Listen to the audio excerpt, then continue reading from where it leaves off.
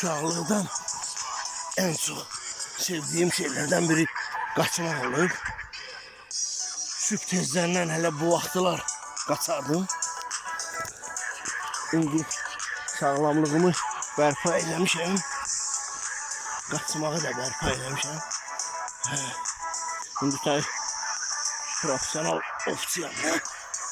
Çetinliği biraz da artırmışam.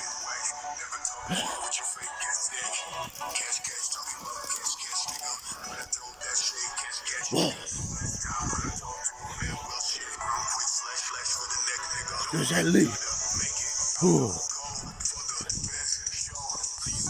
Bütün uşaqlığım burada geçir. Bütün uşaqlığım.